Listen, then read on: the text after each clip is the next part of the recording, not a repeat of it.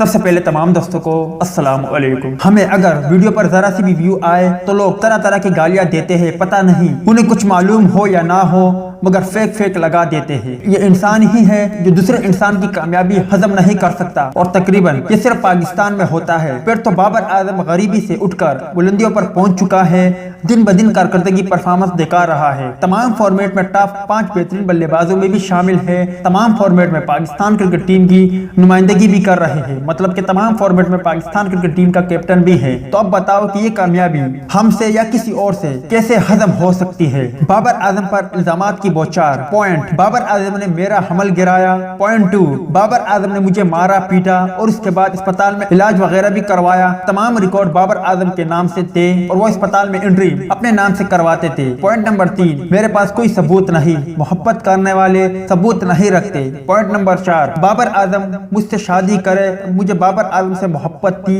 اور ہے۔ Point number 5: Babar Azam نے مجھے کہا تھا شادی کروں گا، مگر جب کپتان بنا تو پھر صاف انکار کر دیا۔ پوائنٹ نمبر 6: پی سی بی سے کہوں گی کہ بابر اعظم کو کپتانی سے ہٹا دیا جائے۔ پوائنٹ نمبر 7: میں نے کئی بار تانے جا کر بھی بابر اعظم پر کیس کیا تھا، مگر بابر نے دباؤ ڈالا اور کیس کو دبا دیا، اس کا بھی میرے پاس ثبوت نہیں ہے۔ دوستو، 10-11 سال پہلے کا چکر آج اچانک منظر عام پر آیا جب پاک ٹیم نیوزی لینڈ میں موجود ہے۔ بابر اعظم کپتان ہے اور پہلے ہی نیوزی لینڈ حکام نے کافی پریشان کیا ہوا ہے۔ دوسری جانب بابر اعظم دنیا کے ٹاپ بلے بازوں کے لیے مکمل خطرہ بن چکے ہیں۔ جب وراٹ کوہلی بلندیوں پر پہنچ رہے تھے تو تب ان پر بھی کافی بار الزامات لگے تھے۔ اس کے علاوہ دوسری بات، میں بابر اعظم سے محبت کرتی ہوں اور انہیں کپتانی سے ہٹانا چاہتی ہوں۔ تم شادی بھی کرنا چاہتی ہو اور بابر اعظم کو کپتانی سے ہٹانا بھی چاہتی ہو۔ تمہیں بابر اعظم سے محبت بھی ہے اور سرعام دنیا بھر کے سامنے بابر اعظم کا مذاق اور بابر اعظم کو ذلیل بھی کر رہی ہو۔ تمہارے پاس ثبوت نہیں ہے، تم اتنے سالوں سے خاموش تھی،